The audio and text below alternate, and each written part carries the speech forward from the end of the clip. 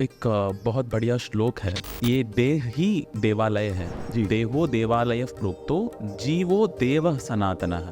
जो जीव है उसके अंदर वो ही देव है। ये देह देवालय है। हमारे सारे मंदिर, if it is done as per Agama Shastra, the entire body of the temple is the human body. दक्षिण भारतीय भाषाओं में संस्कृत से मिलती जुलती है जी। हमारे हिंदी में तो बहुत ही विकृति आ गई है।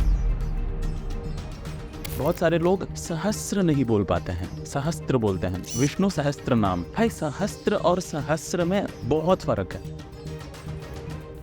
मैं बोलता हूँ अगर संस्कृत सीखना है पहले करो वाक शुद्धि। समम सर्वेषु भूतेषु तिष्ठन्तं परमेश्वरम। क्या बात।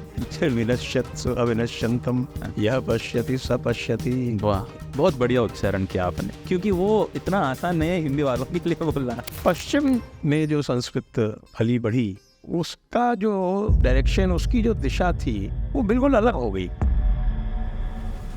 क्या बोलूं, वोकल कैविटी का एक्सरसाइज नहीं हुआ है। दिमाग यहाँ तक ही रह गया है कि ठीक है, जब तक ये हिंदी में बोलेगा मैं सुनता ही नहीं हूँ। किसी अन्य भाषा मुझे सुनाई देगा तो मैं उसका मजाक उड़ाता। ऐसा कहीं तो बैठ गया है दिमाग में, तो उसके ऊपर उठना चाहिए हम सबको। देयर आर सम श्लोकस which says Brahmin is above everybody else. Now It says 10.46 says that Yes. the Brahman can become Shudra and vice versa.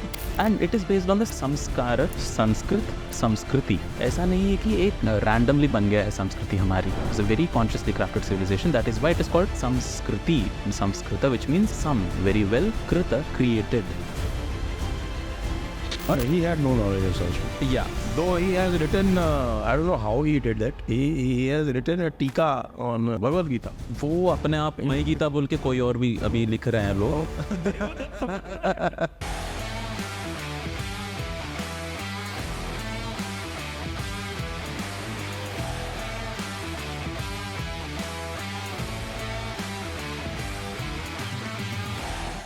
My honor to be here, and thank you very much.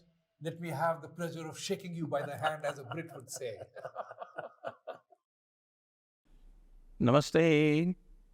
आज के इस Jaipur dialogues podcast पे आप सभी का स्वागत है। आज हमारे साथ अतिथि हैं उदय श्रेयस जी, जो कि दी संस्कृत चैनल के अधिष्ठाता हैं। आपका स्वागत है उदय जी। धन्यवाद महोदय। और उदय जी पहले एक इलेक्ट्रॉनिक्स एंड कम्युनिकेशंस इंजीनियर थे, bits Hyderabad campus Pilani, bits Pilani के हैदराबाद कैंपस से आपने बीई की है जी। और उसके बाद आपने साइनॉप्सिस और गूगल में काम भी किया है। जी। तो साइनॉप्सिस और गूगल से और इलेक्ट्रॉनिक्स और कम्युनिकेशन इंजीनियर से दी संस्कृत चैनल तक ये जर्नी कैसे हुई? हिंदी में एक शब्द है अदृष्टवशात। मेरा प्लान नहीं था कि अभी संस्कृत सीखना है, इस फील्ड में जाना है। भाषाओं में रुचि थी पहले, बचपन से ही। मातृभाषा तमिल है मेरी, तो भाषाओं में रुचि थी। और जहाँ भी जाते थे, पापा का ट्रांसफ़र्स होते थे हर 3 साल, क्योंकि सेंट्रल बैंकिंग में थे। तो हर जगह नए दोस्त बनाना, नए फ्रेंड्स बनाना, उनसे बात करना, और उसके लिए वहाँ का लैंग्वेज, वहाँ का डायलेक्ट जो भी हो, वहाँ का जैसे स्लैंग वर्ड्स, ये सब तो सीखना पड़ता था। तो भाषाओं में तब से ये दृष्टिकोण से देखता था मैं कि कैसे ये अलग है। एक ही भाषा है लेकिन अलग अलग रीजन्स में भिन्न तरीके से बोला जा रहा है। तो दोज नुआंसेस, वो बारीक तरीके से वो भाषाओं को देखना वहाँ से शुरू हुआ। उसके बाद जब काम करता था, इंजीनियरिंग के टाइम पे नहीं, लेकिन एक बार जब सोचा कि लाइफ सेटल हो गया, अभी कुछ अपना कर सकते हैं, कुछ हॉबी जैसा सीख सकते हैं, तो देख रहा था कि क्या क्या कर सकते हैं। भिन्न भिन्न ऐसे हॉबियाँ ऐसे ले रहा था ज़िंदगी में। तो एक मेरे सहकर्मचारी, एक कोलीग थे, जिनको सीखना था संस्कृत। उन्होंने एक स्टडी ग्रुप बनाया, मुझे भी उसमें बुला लिया। वहाँ से शुरू हुआ और धीरे धीरे सीखता गया और देखा कि बहुत आसानी से आ रहा है संस्कृत, बहुत सरलता से, बहुत इंट्यूटिवली मैं सीख पा रहा हूँ। और अनेक ग्रंथ, अब जब संस्कृत सीखना शुरू किया, मैंने देखा कि अभी जो भी ग्रंथ हैं वो अभी खुल गए हैं मेरे लिए। So it was a huge enabler, बहुत सशक्त कर दिया मुझे उसने, वो भाषा। तो वहाँ से और सीखता गया। अभी 12 साल से सीख रहा हूँ और 5-6 साल से सिखा भी रहा हूँ।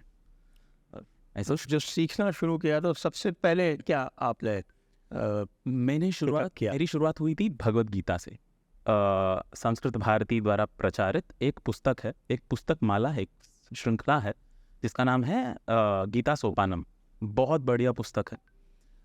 सो that was the instrument for us, that was the tool for us to learn, जहाँ कुछ भी अनुवाद नहीं है हिंदी में या कोई भी अन्य भारतीय भाषा में, उसका अनुवाद नहीं है गीता के श्लोकों का, किंतु संस्कृत श्लोकों का ही सरल संस्कृत में उसका प्रस्तावन, अनुवाद भी नहीं कह सकते हैं हम, सरल संस्कृत अनुवाद नहीं, व्याख्या, प्रतिपदार्थ, पदच्छेद, व्याख्या और व्याकरण के विषय हर एक पद का।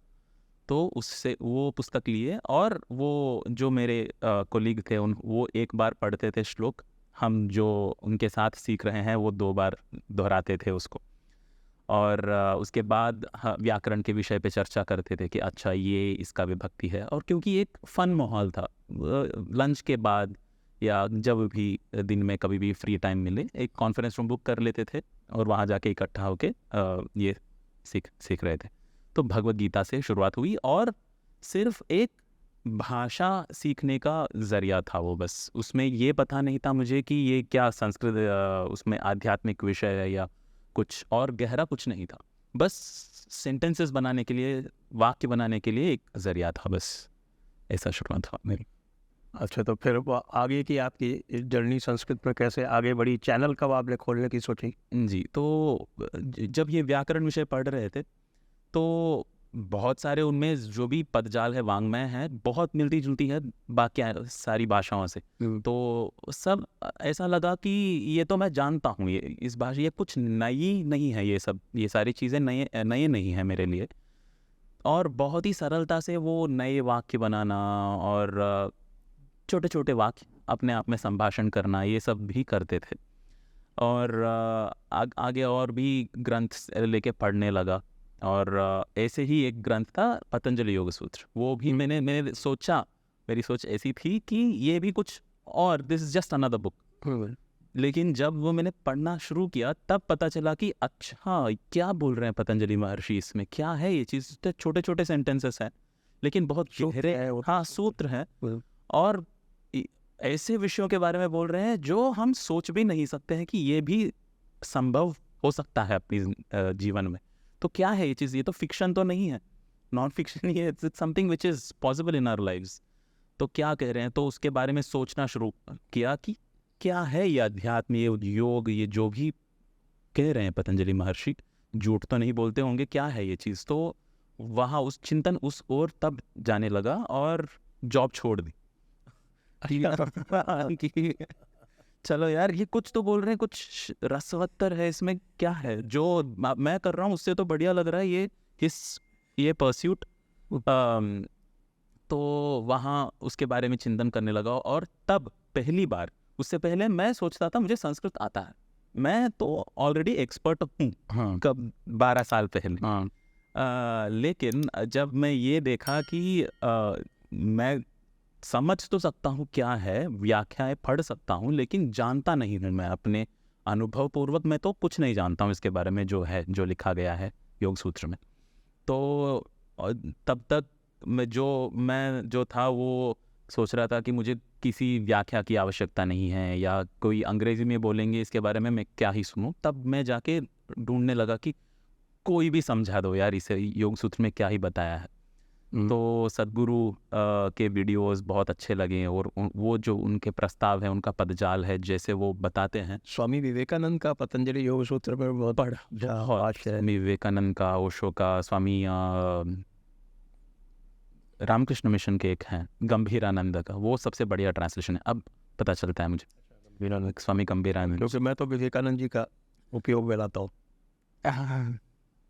I'm not saying they are not good translations, but as a Sanskrit student, as somebody who dissects and goes deeper into the वांग्मय, जैसे हम बोल रहे थे यास्क जी के निरुक्त के दृष्टिकोण से अगर हम देखते हैं तो पता चल जाता है, अगर कुछ भी छोटा सा अगर मिसट्रांसलेशन है, जैसे ये करना चाहिए वर्सेस ये करते हुए, कुछ लोग ये करना है, लेकिन वो ओरिजिनल सूत्र में ये बताया गया है कि ये करते हुए, तो वो छोटा सो जो अंतर है उसका भी प्रभाव पड़ जाता है दिमाग में कि ये तो क्लोज ट्रांसलेशन नहीं है। तो I was looking at that perspective.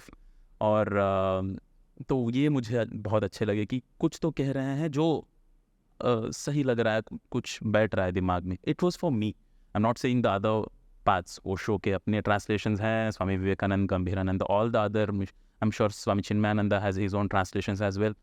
I'm sure Sri Sri Ravi Shankar ji also did his own translations. The essence being the same in all these paths. But मुझे ये अच्छे लगे तो मुझे लगा कि ये कहाँ कुछ तो अच्छा चल रहा है. And coincidentally, just beside my office, they had a program of yoga for 7 days called Inner Engineering. I did that, and that gave me an experience which I never had in my 21 years of life before.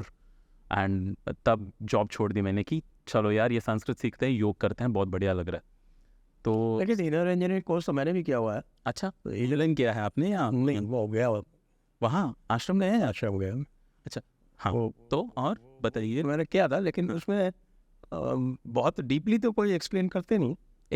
Experience था उसमें, मुझे personal था वो, क्योंकि सारी चीज़ें तो same ही है. क्या ही योग अलग है. ये 108 उपनिषद में जो कहा जा रहा है, या इतने सारे परंपरा हैं स्वामी चिन्मयानंद से लेके, या स्वामी अनेक परंपराएं, Ramakrishna Paramhansa and his tradition.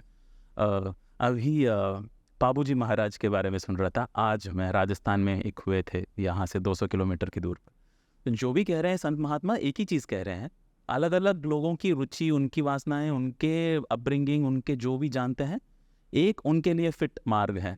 I keep telling that इस देश में हम we are spoiled for choice when it comes to spiritual paths. इतने अनेक मार्ग है, भक्ति से लेके कर्म, क्रिया योग where you can just sit and work on your energies. तो मल्टीपल पाथ्स.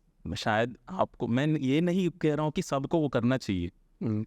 आप अपना मार्ग चुनिए, लेकिन वो एक मार्ग है, अनेकों मार्ग है, वो एक दिशा की ओर, एक ही गंतव्य की ओर. मेरा वो था, मुझे वो अच्छा लगा, तो मैं वो, and it was so compelling for me. That was the most compelling. Now I see that there is value, and of course it's the same destination all of these are pointing towards. तब ये compelling था, job छोड़ दी और वहाँ चला गया. 3 साल वहीं था, सेवा करते हुए, और योग जो भी वो ऑफ़र करते हैं, वो प्रोग्राम्स करते हुए, उसको अभ्यास करते हुए. उसके बाद उस समय आपकी आजीविका कैसे चलती? कुछ नहीं था, मैं गूगल में काम करता था, सेविंग्स थे. तो मुझे तब लगा कि ये चल जाएगा, कुछ 10 साल चलेंगे. नहीं, ऐसा हुआ नहीं. कच्चा था, 21 साल का था, क्या ही पता था. लेकिन ऐसा हुआ नहीं. और ऐसा नहीं था जब तक वो प्रोग्राम्स कर चुका था, एक स्थिति तक पहुंच चुका था अपने अंदर कि ठीक है, ये है जिंदगी में, ये करना चाहिए, ये होता है जीवन, ये होता है अपना अंतर, ये जो बोलते हैं. तो उसके बारे में थोड़ा सेटल हो गया था अंदर कि अभी बढ़िया है, जीवन अच्छा है, ये करना चाहिए, ये अच्छा है, ये मतलब ये करूँगा ज़िंदगी में तो परिपूर्णता, कुछ भी हो, जो भी अपने अंदर खुशी, वो मिलेगी मुझे. वो क्लैरिटी आया था. वो क्लैरिटी नहीं था इससे पहले, क्योंकि क्यों काम कर रहा हूँ, क्या काम कर रहा हूँ, जो ये पैसे दे रहे हैं मुझे तनख्वाह, ये इतना ही है क्या, या 10 साल आगे जाके यही बनूंगा क्या, ये सब क्लैरिटी नहीं था जीवन में. तो वो क्वेश्चंस थे, वो सारे चले गए. लेकिन क्या अभी आगे जाके क्या होगा, क्या करना है, पता नहीं था. तो मंदिरों में, अपार्टमेंट्स में सिखाना शुरू किया. क्योंकि आता तो संस्कृत है, मज़ा आता है उसमें, बहुत मज़ा आता है सीखने में. और पता है कि बहुत गहरे चीज़ें हैं, बहुत काम वाले चीज़ें, बहुत फ़ायदेमंद चीज़ें हैं संस्कृत में. मुझे भी और सीखना है, नई नई चीज़ें. पता है बड़ा ही समुद्र है, अनंत सागर है संस्कृत का मांग में. तो और सीखना है, और नए नए शास्त्र पढ़ने हैं, और इसी में जीवन बिताना है. लेकिन आजीविका भी चाहिए. तो वर्कशॉप्स यहाँ वहाँ, कुछ अपार्टमेंट्स में जैसे बताया, और मंदिरों में क्लासेस लेने लगा. बहुत कम लोग आए, बहुत मुश्किल था कि लोगों को लाना, और मैं सिखा सकता हूँ क्योंकि डिग्री कुछ नहीं था. मैंने अप्लाई भी किया कॉलेजेस में, कॉलेज नहीं, स्कूल था. और किसी के फ्रेंड के माँ ने बताया कि यहाँ किसी को संस्कृत के शिक्षक चाहिए, आप जाओ. मैंने उनको बताया कि ठीक है, मैं ऐसा हूँ, मैं सिखाता हूँ, ऐसे कर सकता हूँ. उन्होंने बोला नहीं आप नहीं, हम कुछ मास्टर्स डिग्री वाले संस्कृत वाले ढूंढ रहे हैं, आप फिट नहीं है हमारे। क्या करूँ, कुछ नहीं है, मास्टर्स डिग्री आपने रुचि से सीखा है तो of course okay, I am not qualified. हमारे यहाँ तो degree is more important then knowledge. I am not qualified clearly in their parameters. तो मैंने सोचा ठीक है यार, कुछ करते हैं, कुछ ऑनलाइन कर लेंगे। तो मैंने पहले अपने voice overs, I had no idea how to make videos, I was just teaching students. तो एक अपना वॉइस रिकॉर्ड किया, उसके ऊपर कुछ इमेजेस डाल दिया, यूट्यूब में पहले वीडियो डाल दिया। उसके बाद धीरे धीरे हिम्मत बढ़ाकर एक वीडियो भी डाल दिया। लोगों का अच्छा रिस्पॉन्स आया, पॉजिटिव रिस्पॉन्स आया कि अच्छा ठीक है। तब समझ में आया कि ठीक है, मतलब जो अगर कुछ एक्सप्लेन कर रहा हूँ तो लोगों तक पहुँच रहा है। और 3-4 महीनों में एक रेवेन्यू स्ट्रीम भी बन गई कि ठीक है, मतलब ज़्यादा नहीं था, nothing compare to what I was earning through corporate job before, but ठीक है, it was just 4-5 months of effort and धीरे धीरे। और मैं वो कर रहा हूँ जिसमें मेरी रुचि है। करेक्ट।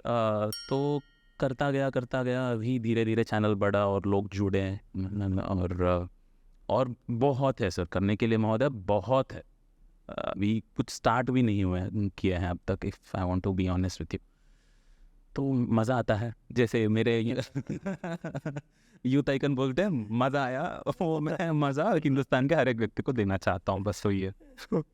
जैसे अभी आपने संस्कृत, चूँकि आप लैंग्वेज में ही अधिक रुचि रखते हैं जी। संस्कृत का प्रश्न है। जी जैसे अभी योग की आपने बात की, जी तो आजकल जो योग है तो उसको लोग जो है वो आसन के रूप में ही देखते हैं, जबकि अगर पतंजलि योग की आपने बात की जी, तो वो तो आरंभ ही यही से होता है, योग चित्त वृत्ति निरोधा। करेक्ट। तो लोगों ने योग का जो अर्थ है वो पूरी तरह से विकृत कर दिया दिखता है। किन्होंने? हाँ, ये आसन वालों ने, आसन वालों ने क्योंकि जबकि आसन जो है वो बेसिकली फाउंडेशन है कि भाई वहाँ से आप चलोगे। अष्टांग योग में लें तो आसन तो पहले आप यम नियम हाँ आसन प्राणायाम यहाँ तक करेंगे तब आप असली योग पर पहुँचेंगे। हाँ, अलग अलग व्याख्याकारों में अलग अलग दर्शक बोल सकते हैं इनको। एक गुरु वो होता है, दो जो उनका बहुत बढ़िया टर्म है संस्कृत में ही, देशिक, जो दिशा देते हैं। देशिक फॉर ए गुरु, जो दिशा निर्देश करते हैं वो देशिक होते हैं कि ठीक है, इस दिशा तुम में कुछ तो है जो असंपूर्ण है, जो अभी भी चाहता है, जिंदगी अभी अधूरा लग रहा है, तो वो संपूर्णता पाने के लिए ही सारा प्रयास है जो भी कर रहे हैं किसी भी क्षेत्र में। सदगुरु बोलते हैं, even if you are looking for drugs, sex और whatever else, and if you are looking for somebody who goes to a pub or a temple are just going there to fulfill themselves in some way. तो वो दिशा निर्देश अलग अलग गुरुओं ने अलग अलग पदजाल में कहा है। पतंजलि महर्षि कहते हैं, जैसे आपने बताया, चित्त वृत्ति निरोध योग है। व्यास जी बोलते हैं योगा समाधि ही, बस योग वासिष्ठम। तो क्या है योग? और द एंटायर भगवद गीता योग शास्त्र ही है। 700 श्लोकों में अलग अलग तरीकों से गाया है कृष्ण जी ने। तो क्या है योग? ये अलग योग को अलग अलग रास्ते से बता, अलग अलग, हाँ, ज्ञान योग है, भक्ति योग है, क्रिया योग है, हाँ, आसन राज योग है, कुछ सारे योग है उसको। हाँ, मीराबाई और परम योगानंद वगैरह सारे अपने अपने रास्ते बताए हैं, based on what people can identify and latch on. अभी इस टाइम में जहाँ the best thing we can latch on to is moving our body and twisting it and forcing it to do something. Asanas are the best path probably. Like आपने बताया अष्टांग योग के 8 अंग महर्षि पतंजलि ने बताया, स्टार्टिंग फ्रॉम यम, नियम, आसना, प्राणायाम, प्रत्याहार, धारणा, ध्यान, समाधि। कहाँ से शुरू करना है? ऐसा नहीं है कि सबको यम से ही शुरू करना है। अगर आप सारे इंद्रिय बंद करके बैठेंगे तभी योग का शुरुआत वहीं से करना है, ऐसा कुछ नहीं। अगर गुरु कोई आएंगे बताएंगे, अब मैं समर्थ गुरु हूँ, मैं तुमको अभी दीक्षा दे रहा हूँ, समाधि में बैठ जाओ, पता नहीं, हो सकता है उनकी वासना, पता नहीं वो क्या क्या कर्म करके आए हैं तब तक। तो अभी उनका कर्म ऐसा है, वासना ऐसा है कि वो यही कर पा रहे हैं जो शरीर से कर सकते हैं, भौतिक शरीर से। उनका कर्म है जो there fate and destiny, that's where they're starting. It's fine. बहुत फ़ायदेमंद भी है, मतलब there is something that you can find immediate benefits in. You can climb the mountain, you can swim faster, you can find immediate physical benefits अगर शारीरिक योग करते हैं. व्यायाम जैसा बन गया अनफॉर्चुनेटली.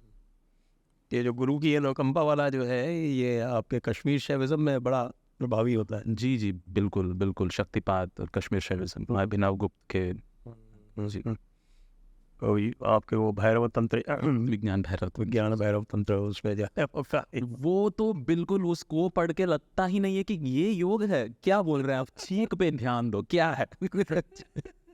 तो हाँ, दिशा निर्देश अलग हो सकता है बेस्ड ऑन द गुरु. जी जी जी. तो संस्कृत के प्रति लोगों में, भारत में भी जी बड़ी एक, मैं कहूँ कि भ्रांतियाँ हैं. जी और दक्षिण में विशेषकर तमिलनाडु में तो संस्कृत को लेके एक अलग ही वातावरण बनाया हुआ है. और ये भी कहा है कि साहब की जो दक्षिण भारतीय भाषाएं हैं उनसे संस्कृत का कोई लेना देना नहीं है. लेकिन जब मैं तो दक्षिण भारतीय ही हूँ यहाँ बैठा. और कन्नड़ जब देखता हूँ तो उसकी जो वोकेबुलरी है तो वो तो 70 से 80% जो है वो संस्कृत शब्द ही है. बिल्कुल. तो और तो मैं कहूँगा हिंदी के अभी पदजाल कम है संस्कृत का. दिक्कत वगैरह वगैरह जो भी उर्दू के पदजाल हैं दक्षिण भारत भाषाओं का, और उसका प्रयोग ज़्यादा है. दक्षिण भारतीय भाषाओं में वो अधिक शुद्ध है. वो संस्कृत के और नज़दीक है, जैसे नज़दीक निकट निकट समीप. समीप निकट, तो वो वहाँ पर बिल्कुल वो आता है. और भाषा की उच्चारण की भी शुद्धता दक्षिण भारतीय भाषाओं में संस्कृत से मिलती जुलती है. जी हमारे हिंदी में तो बहुत ही विकृति आ गई है इसके बारे में बताना. हाँ, जैसे आकार का विलुप्त हो जाना जी भाषा में से, जी वो श्वा डिलीशन जिसको बोलते हैं, जी. ये तो बहुत भारी एक समस्या है हिंदी में. हाँ, और ये भी मैं देखता हूँ कि बहुत सारे लोग, इतने सारे छात्र हैं, बहुत सारे लोग सहस्त्र नहीं बोल पाते हैं, सहस्त्र बोलते हैं. विष्णु सहस्त्र नाम. भाई सहस्त्र और सहस्त्र में बहुत फर्क है. फर्क जैसे बहुत अंतर है, बहुत डिफरेंस है उन दोनों में. तो उच्चारण की शुद्धि जैसे आप बोल रहे थे, मैं मेरा कोर्स एक है, मैं बोलता हूँ अगर संस्कृत सीखना है पहले करो वाक शुद्धि. क्योंकि जब जैसे हम वो देख रहे थे मल और माला, चित्रमालम चित्रमलम, डिफरेंस है, बहुत फ़र्क. तो वो वाक शुद्धि बहुत ज़रूरी है. जैसे हलंत जो है वो हिंदी में से गायब हो गया है. हाँ जी. और जो हाँ, बिना हलन के काट देते हैं. बिना सही बात है. एक वर्कशॉप हुआ था जहाँ ये बहुत जैसे राम और कृष्ण, करेक्ट. आप देखेंगे तो राम जो है वो ए कभी नहीं लगाते. उसका जो वो ट्रांसलेटेड करेंगे इंग्लिश में तो RAM रैम, मतलब वो रा माँ अलंत ये हो जाता है. जी जी जी. तो वो इस तरह की अशुद्धियाँ आपको दक्षिण भारतीय भाषाओं में नहीं दिखती. बल्कि मैं तो थोड़ा सा कन्नड़ पढ़ने का प्रयास कर रहा था. कन्नड़ में तो वो पूरे शब्दों में सब में आ लगा के अलग से है वो. जी, मैं मतलब आप ज़्यादा क्रेडिट दे रहे हैं. ऐसा नहीं है कि वहाँ ये म्यूटेशंस होते नहीं है, वहाँ भी होते हैं, अलग प्रकार के होते हैं, वो भी करते हैं ऐसी चीज़ें.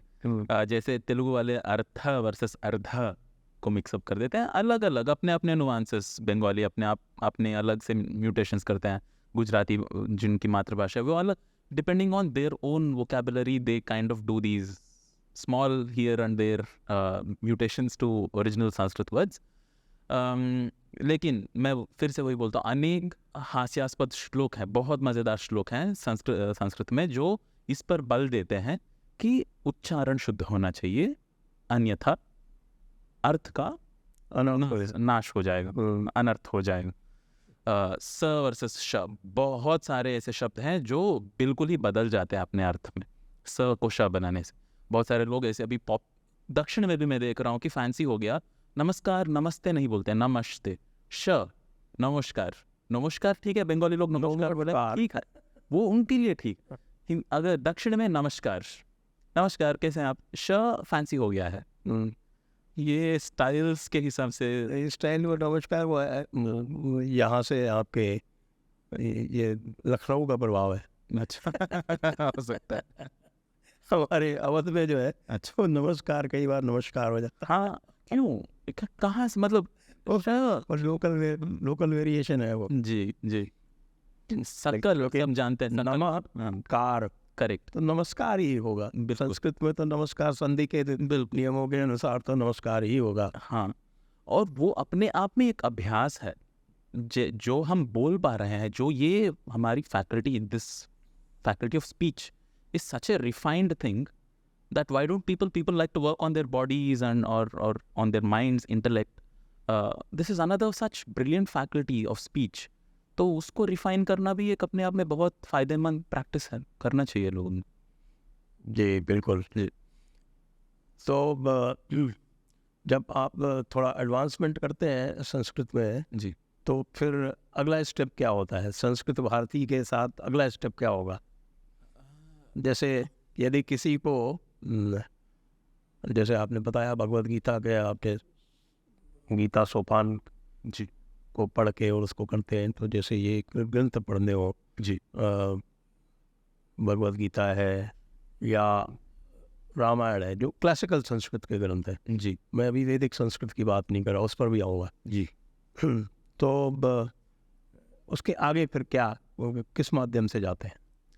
संस्कृत भारती का ही एक बहुत बढ़िया मोटो है, उनका एक वाक्य है संभाषणतः शास्त्र पर्यंतम।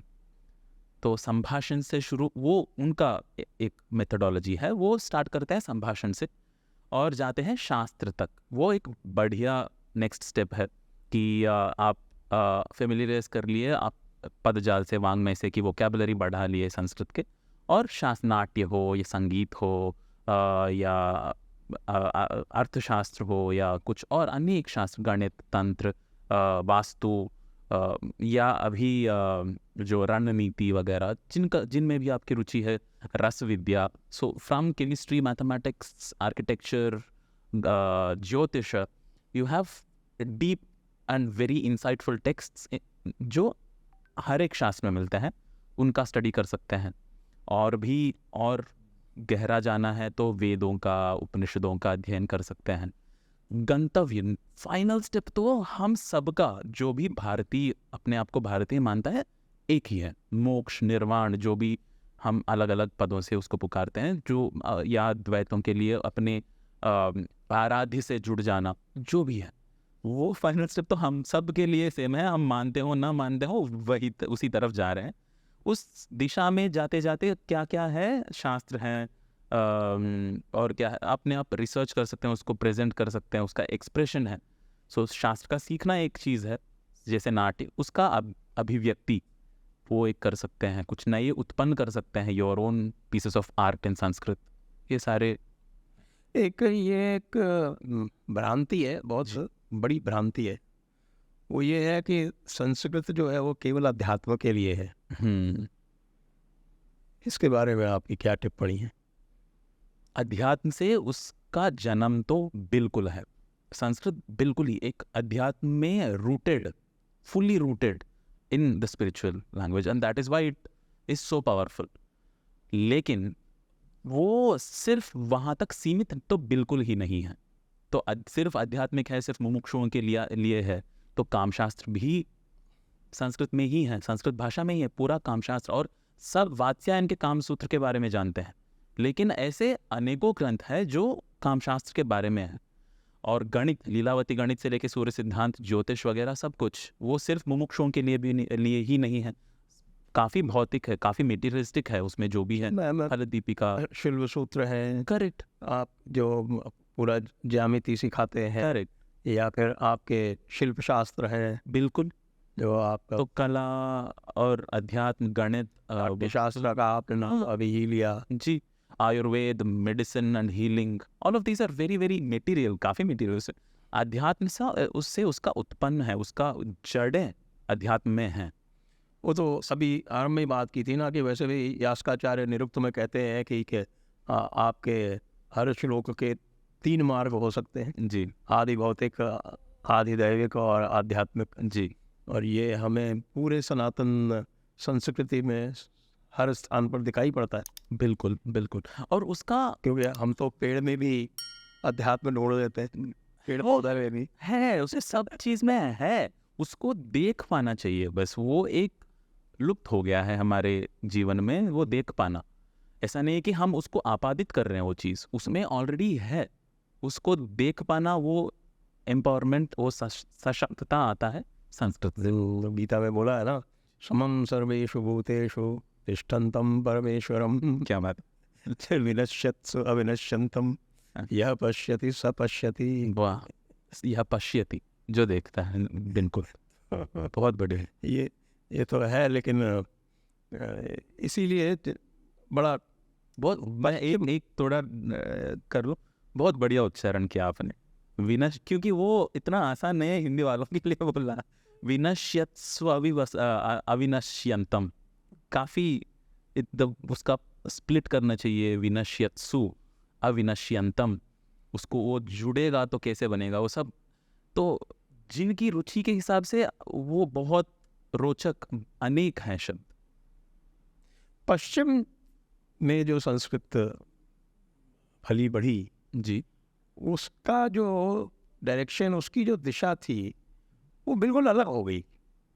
वो पूरी तरह से भौतिकवाद में चली गई। और आज भी आप देखते हैं जो पश्चिम के जो मूर्धन्य विद्वान है, उनका सदैव प्रयास यही रहता है कि वे केवल आदि भौतिक और जो लिटरल मीनिंग है उसी के ऊपर केंद्रित करें।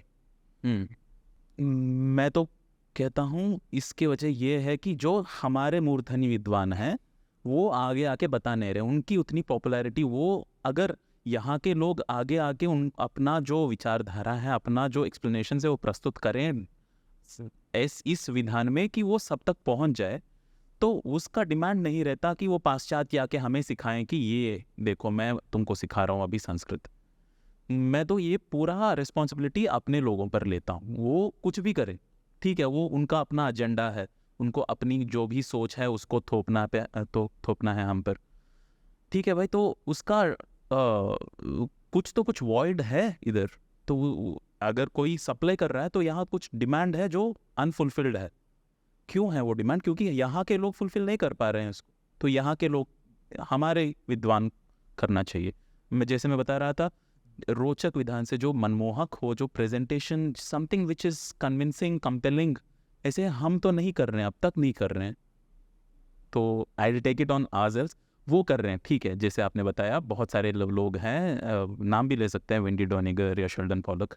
जब तक लोग, राजीव मल्होत्रा जी जैसे लोग आगे आके बताते नहीं हैं कि देखो ऐसे कर रहे हैं वो लोग, हम क्या कर रहे हैं इसके बारे में, उसका कुछ तो हमें रिस्पॉन्स देना पड़ेगा कि यही इसका तात्पर्य नहीं है, तब तक तो उनसे इंस्पायर्ड लोग, बहुत लोग ऐसे आते रहेंगे। उसके लिए यही समाधान है कि हमारे लोगों को जो ये तीनों लेयर्स जानते हैं उनको आगे आके ढंग से, अच्छे तरीके से उसको प्रेजेंट करना है और सबको सिखाना है इसके बारे में। क्योंकि पश्चिम ने ही ये विभेद उत्पन्न किया कि जो संस्कृत है वो कोई आर्य भाषा है और जो द्रविड़ भाषाएं हैं आर्य भाषा है आर्य भाषा है, लेकिन आर्य भाषा का ये मतलब नहीं हुआ कि उत्तर भारतों का भाषा सब आर्य है। जो कौन आर्य है, कौन ब्राह्मण है, ये बहुत डिवाइस, जहाँ भी ये डिवाइड एंड कॉन्कर का हमेशा से है, सबको पता है। फिर भी जहाँ भी वो डिवाइड करना चाहते हैं, हम करें, ठीक है भाई डिवाइड हो जाएंगे हम अपने में। मेरी मातृभाषा तमिल है, ठीक है बोल रहा हूँ हिंदी बहुत। अगर मैं तो ये कहूँगा कि ठीक है, इसमें भी बुरा मान सकते हैं बहुत सारे लोग, मानिए मत, देखिए जिस पॉइंट को, अगर आप सिर्फ हिंदी बोल सकते हैं, अन्य भाषाएं बोलने में आपको दिक्कत होगी ही। आप दक्षिण भारत के लोग देखिए अपने आप में, यूट्यूब में कहीं भी हिंदी ठीक ठाक बोल लेते हैं, कहीं भी कुछ उच्चारण दोष या करता है, करती है, जो भी हो, उसका माता, उसकी माँ, उसकी इसका माँ, वो कुछ तो यहाँ वहाँ दोष हैं, फिर भी बोल पाते हैं, क्योंकि वो एक, क्या बोलूँ, एक्सरसाइज नहीं हुआ है, वोकल कैविटी का एक्सरसाइज नहीं हुआ है, दिमाग यहाँ तक ही रह गया है कि ठीक है, जब तक ये हिंदी में बोलेगा मैं सुनता ही नहीं हूँ, किसी अन्य भाषा मुझे सुनाई देगा तो मैं उसका मजाक उड़ाता हूँ, ऐसा कहीं तो बैठ गया है दिमाग में। तो उसके ऊपर उठना चाहिए हम सबको। और आर्य भाषा है जैसे वहाँ आ रहे थे, ऐसा नहीं करना चाहिए कि बिकॉज कब से देख रहे हैं हम, अभी टाइम आ गया है, कि जहाँ भी एक डिवाइड क्रिएट करना चाहते हैं, Dalit versus something else, caste versus something else, this language people versus this language people, एक डिवाइड कहाँ भी क्रिएट करना चाहते हैं, किसका फ़ायदा है उसमें? क्यों कर रहे हैं ये सब? वो देखते नहीं है, हाँ हाँ हाँ ठीक है मेरी आइडेंटिटी ये है। वो तो डिस्ट्रिक्ट और डिस्ट्रिक्ट बढ़ जाएगा वैसे तो। एक तरह की भाषा बोलने, एक slang of one language versus another slang of the same language, वहाँ भी दिस ब्यूटी हमारे देश का, जो इतने सारे भिन्नताएं हैं, depending on food preferences people will start fighting then. जो होता है मजाक में होता है इधर उधर कि don't add sweet in everything, जैसे गुजराती लोग करते हैं। It's funny thing, it's a nuance of that region. उसमें हम सबको लड़ना नहीं चाहिए और देखना चाहिए कौन वो लड़ाई क्रिएट कर रहा है, किस बेसिस पर क्रिएट कर रहा है, और वो जो उसने पकड़ा है उसका अंतर ही क्या है, कहाँ से आया है वर्ण व्यवस्था है। मैं नहीं कह रहा हूँ कि ब्राह्मण क्षत्रिय वैश्य और शूद्र एग्जिस्ट ही नहीं करता है। कहाँ से उत्पन्न हुई? अनेकों श्लोक है जहाँ हम देख सकते हैं कि जन्मना जायते शूद्रो संस्कारात् द्विज उच्यते। बहुत सारे ये स्कंद पुराण में है। हमारे भगवद गीता में जो श्लोक है, चातुर्वर्ण्यम मया सृष्टम गुण कर्म विभागशः, गुण और कर्म से होता है चतुर्वर्ण व्यवस्था। ठीक है, उसको जाति पर लेके आए हैं, ठीक है वो भी हो, उसमें भी कुछ तो है, कहाँ कहीं से तो होगा संस्कार। मनुस्मृति 10.46 साफ कहता है कि भाई you can regress into that same shloka. There are some shlokas which say Brahmana is above everybody else. Brahmana must be bowed down. It says 10.46 says that Yes. Brahman can become Shudra and vice versa. Yes, and it is based on the samskara, Sanskrit, Samskriti. You see the sounds are one and the same almost. It's slight nuances of how you use the same word. तो संस्कार, संस्कृति, संस्कृत और संस्कृति और संस्कार एक ही चीज़ है। एक करने से दूसरे का उत्पत्ति होता है, बस एक से और बाकी सब दो तीनों जुड़े हुए हैं, संस्कार, संस्कृति और संस्कृत भाषा। तो आर्य का मतलब क्या हुआ? कौन होता है आर्य?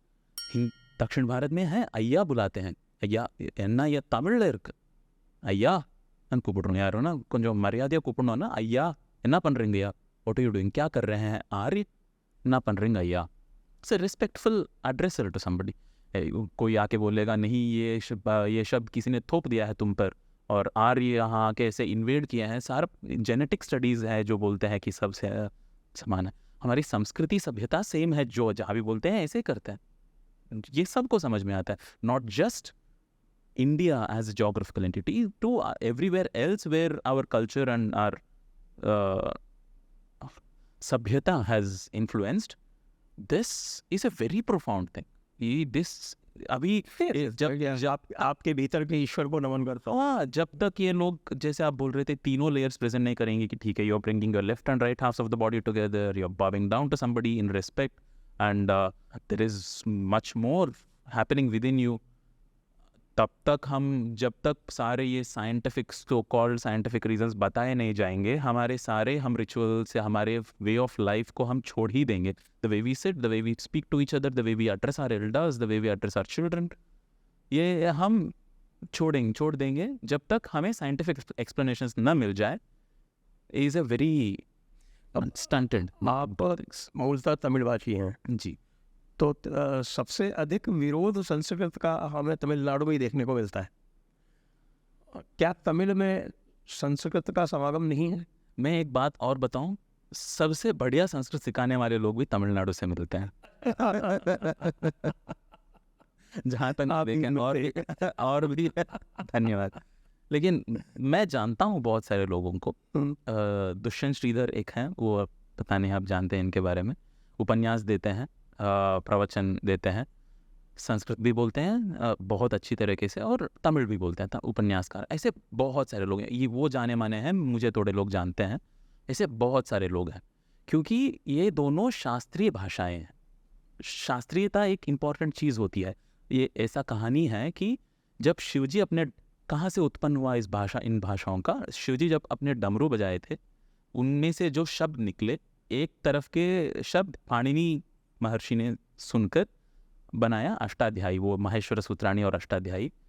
वो जो दूसरे साइड के वो साउंड्स हैं वो अगस्त्य जी सुनकर तोलकाप्पियम, वो जो संस्कृत तमिल का व्याकरण वगैरह है वो वहाँ से उत्पन्न हुआ है। सो ऑरिजिन सेम है। शिव जी सबके लिए पूज्य हैं। अभी उस पर भी डिबेट आ रहा है कि नहीं शिव जी एक नॉर्थ इंडियन गॉड है, साउथ इंडियन गॉड है।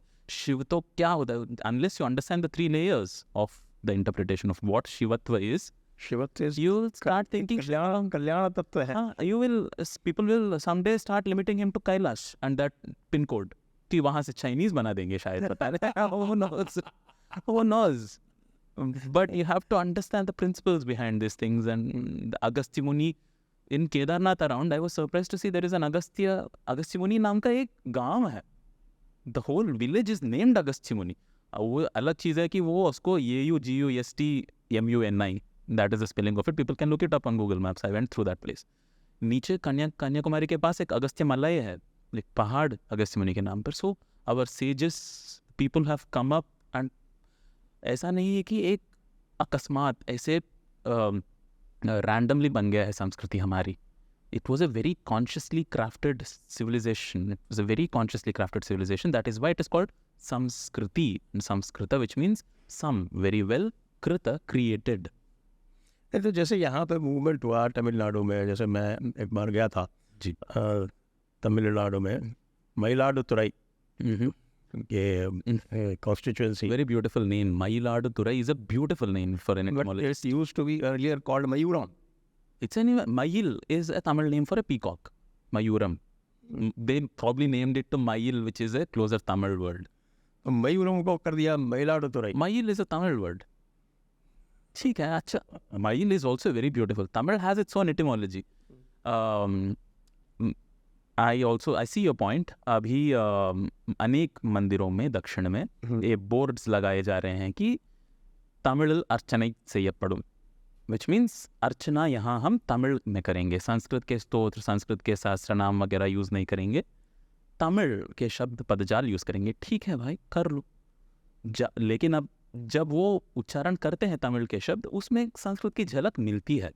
वो अनिवार्य है, वो ऐसा हो ही नहीं सकता कि ये संस्कृति जो है बनी हुई है वो ये पॉलिटिकल फोर्सेस और वेस्टेड इंटरेस्ट से तुमको जाए. संस्कृत से हिंदी से बड़ी आपत्ति है, अंग्रेजी से बिल्कुल नहीं है. वो जो है वो फॉरेन लैंग्वेज नहीं है. इनके रीजंस मुझे पता नहीं है. कुछ लोग बोलते हैं, आप ज़्यादा जानते होंगे इसके बारे में, कि कभी ऐसा एक एफर्ट हुआ था कि हिंदी इम्पोजिशन कंपलसरी हो गया था, उसका ये सब रिफ्लेक्स एक्शन है. मुझे पता नहीं है, मुझे बिल्कुल ही इसमें रुचि नहीं है, क्योंकि जो रोचक है वो अलग है. वो समस्या तो मोहनदास करमचंद गांधी की उत्पन्न की हुई है. अच्छा, वही हमारे यहाँ भी उनको पता नहीं क्यों लगा कि हिंदी सब जगह होनी चाहिए. वो उनका जो सही बात है कि स्वामी विवेकानंद जब पहली बार दक्षिण भारत में गए थे, केरला में गए थे, तो उनका सारा संवाद संस्कृत में हुआ था. हाँ, क्योंकि वो संस्कृत जानते थे, विवेकानंद संस्कृत जानते थे, तो वो संस्कृत में आपस में संभाषण कर सकते थे. लेकिन ये बात आप ये देखिए कि डॉक्टर अंबेडकर के नाम से बहुत सारे डिविजन्स क्रिएट किए जाते हैं. लेकिन जब भाषा समिति बनी तो राष्ट्रीय भाषा, राष्ट्रभाषा के लिए, तो राष्ट्रभाषा में डॉक्टर अंबेडकर ने भी संस्कृत का समर्थन किया. अच्छा, लेकिन गांधी जी को कोई एक संस्कृत में बड़ी आपत्ति थी, क्योंकि वो जो थे ना, वो अपीसमेंट के, आप जानते हैं, हिमायती थे वो. क्योंकि उन्होंने गुजराती के लिए फाइट नहीं किया. उन्होंने गुजराती के लिए फाइट नहीं किया. कहा कि साहब हिंदी कर दे तो वो बहुत सुंदर क्यों भाषा है गुजराती की. नहीं, हिंदी क्यों? क्योंकि साहब हिंदी हिंदुस्तानी, थोड़ा कहाँ अपनी मुस्लिम क्लाइंटेल को उनको अपीस करना होता था. तो ये गांधी जी को for reasons of appeasing Muslims, उनको हिंदुस्तानी ब्रांड ऑफ हिंदी जो है, द पिजन हिंदी, वो इनको ज़्यादा पसंद थी. तो वो पिजन हिंदी के एडवोकेट थे. राजेंद्र प्रसाद जी उनके बड़े पक्के शिष्य थे. तो देयर वाज अ डेडलॉक, बराबर वोट थे संस्कृत और हिंदी के पक्ष में. I am pretty casting vote Rajendra Prasad का था. उन्होंने वो कास्टिंग वोट हिंदी के पक्ष में डाला. उस दिन से झगड़ा शुरू हुआ. संस्कृत हो जाती तो आपको कोई समस्या नहीं आती. बिल्कुल. ना तमिलनाडु में, ना केरला में, ना कर्नाटका में, ना कहीं पे भी। मुझे लगता है कि तेलुगु प्रदेशों में तो आज भी नहीं है कोई ऐसी बिल्कुल समस्या। नहीं है, बिल्कुल ही नहीं है। और ऐसा हुआ, ये एक और बहुत इंटरेस्टिंग चीज़ है कि जहाँ भी हमारे देश में अलग अलग प्रांतों में संस्कृत के बड़े दिग्गज हुए हैं। जैसे केरला में आदि शंकराचार्य केरला के, can you imagine, he is worshipped all over, but he is, and Kulasekhara, Narayana Bhattathiri, there many, and like that every state has produced giants of Sanskrit who were equally proficient and great scholars of their own language. Unless you do that, you cannot learn and appreciate Sanskrit in its entirety. Sanskrit का एक बहुत ही interesting चीज़ है कि वो सीखने से you can start appreciating the all other languages in a much brighter light. It will just open up that clarity. तो ये भी एक, और संस्कृत में एक और एडवांटेज है, बहुत बड़ा एडवांटेज संस्कृत का ये भी है कि it is script neutral. yes, you know, I've traveled a few states and seen that Malayalam script is much better to write Sanskrit than Devanagari. Malayalam has a wider set of sounds. ठीक है, अभी चल रहा है। लेकिन मैं तो ये कहूँगा कि शायद जब the father of the nation and etc. were all conspiring in whatever ways against Sanskrit. Who is the father of the nation? Exactly. That was, I used it in an irony. I was not asked. I don't know who was asked. How the father of the Before your generation. I did not हमारे vote on देश it. का नाम भारत है। I did not vote on it. So I don't know. Bharat comes from Bharat. I'm sure none of them had deep appreciation or even some knowledge of Sanskrit. अगर होता तो वो इसे नहीं करते होंगे, I'm hoping, unless they had some other malicious intent, which I can't know for sure. He had no knowledge of Sanskrit. Yeah, unless, Though he has written, I don't know how he did that. He has written a टीका on Bhagavad Gita. वो अपने आप मई गीता बोल के कोई और भी अभी लिख रहे हैं लोग। वो to present What's your opinion about Devadatta Patnayak's Sanskrit knowledge? Okay, I'm happy you asked that question very specifically because he's a nice artist. knowledge. He's a nice artist, very good orator. Love his insights on some things. Sanskrit, भाई थोड़ा सीख लो, please. Please, for the love of Sanskrit, do some more research. वो कुछ भी बोलेंगे, कुछ भी, मतलब कहाँ, there is no hidden tale for his interpretation sometimes. He just fits in what is great for his narrative to be pushed through. तो windy narrative का वो है ना। Like, because words inherently have some essence, have that meaning within themselves. Now you can't call a boat a rocket because both of them move. Sometimes his interpretations are like that. I can start making 2-3 interpretations like that and pass off for Sanskrit translator. Please do some research, do some rigorous research. मैं तो उसके जब कई बार translations देखता हूँ मुझे हंसी आती है कि अगर कोई बेसिक जो बिल्कुल बिगिनर होगा ना वो भी इस तरह की गलतियाँ नहीं करेगा। लेकिन वो कर तो वो अगर वो करता है तो देन इट इज डेलिबरेट। उनका this is usually these are not so, the problem comes when they are effective. कुछ कोई लोग कोई अपने ओपिनियंस दे रहे हैं तो ठीक है, fine, some noise in the signal, but when they are empowered by great storytelling or oratorship and art like that, then it becomes destructive and counterproductive to the original content जो श्रीमद् भगवद गीता है। ठीक है, मतलब that's why I always say, even any translation, even Swami Gambhirananda's translation, word by word, my translation, I have to do translations unfortunately, do not go by them, क्योंकि जो original है उसमें ही सब कुछ निक्षिप्त है। जो सबसे उचित शब्द है वो जिनको कहना था उन्होंने यूज़ कर लिया। अभी आप कह रहे हैं कि जिन शब्दों में उन्होंने बताया वो आप वो समझने के लिए आप डम्ब हैं, आपसे हो नहीं पाएगा, आप वो पढ़ेंगे भी नहीं, उसका जो मूल स्रोत है वो तो मैं आपको सिखाऊंगा, क्योंकि आप में तो वो क्षमता है ही नहीं। वही कह रहे हैं ना आप, जब कोई ट्रांसलेशन ऑफर कर रहा है वो ये बोल रहा है कि तुम में वो सामर्थ्य नहीं है कि तुम ओरिजिनल सीख पाओ, तो मैं मीडियम, मैं ब्रोकर बन गया बीच में। क्यों भाई? I can enable you to draw insights from the original for yourself. That should be the गोल।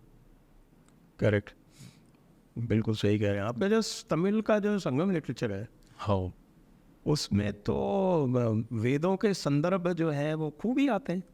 बिल्कुल बिल्कुल। The Sangam literature, the if I keep telling this, if there is any one language which can give Sanskrit a run for its money, for the richness of literature, it is Tamil. इतना vast literature. Telugu has its own literature, Kannada has its own literature, Gujarati I found some literature, Bengal of course has its own great vast literature. Tamil literature is much more vast, and like I said, its grammar is very integral. अभी लोग सोचते हैं कि ठीक है, तमिल क्या बहुत ही अलग सुनाई दे रहा है कानों को संस्कृत से। नहीं, उनका भी वर्णमाला बहुत सिमिलर है। वर्णमाला में आ आई ई सबका वही है, जो उत्तर दक्षिण पूर्व पश्चिम आ आई ई से स्टार्ट करेंगे। उनका व्यंजन शब्दों में जहाँ ववेल्स कॉन्सोनेंट्स हैं, हम हिंदी का संस्कृत का क ख ग घ ङ, तमिल का न च ञ, बीच में अल्प प्राण और सरल शब्द जो बोलते हैं ग वर्सेस मा प्राण वगैरह, वो नहीं है। It's a much more simpler language, possibly also owing, this could be one reason pointing to the roots, that it is much more primitive and older, therefore older, possible, but it is rich. मेरा pursuit वही तक है कि कितना rich है। This saying going back to ano bhadrah kratoyant vishwatah, if it is rich, if it has value to offer, take it. If it's from English, take it. If it's from Latin, take it. That has been our Samskriti, that somebody comes and offers something valuable which works in your life, you imbibe it. That's why Buddha has become, we offer, Buddha might have very vehemently gone against Vedas and said, no, none of this is all utter nonsense. Now I am going to offer you a new direction. दिशा निर्देश मैं करूँगा, तुम वो सब छोड़ दो। हमारी संस्कृति ऐसी है कि उनको भी एक भगवान मानकर उनको उनके ही सूक्त और उनके आगे ही सब वेद पाठ हम कर लेंगे। This is a very encompassing civilization and culture like that. This is not a religion. One path, one lane religion नहीं है हमारा। It's a towards his end महापरिनिर्वाण सूक्त में बुद्ध को कोट किया गया ये कहते हुए कि भाई मैंने तुमको इसलिए कहा था कि आत्मा नहीं है, जिससे तुम जो है उसमें ये कहा था कि भाई अब आत्मा में मत पढ़ो, इसलिए कहा था। आत्मा तो है। In he says it's there in the Mahaparinirvan it's Sukta. the direction set for those times, for those disciples. तो एक और बात करेंगे तो वैदिक संस्कृत जो है जी, वो हमारी जो लौकिक संस्कृत कहे या जिसको क्लासिकल संस्कृत कहते हैं, जो पाणिनि की अष्टाध्यायी के जो नियमों को जो अनुसरण करती है, उससे काफ़ी भिन्न है।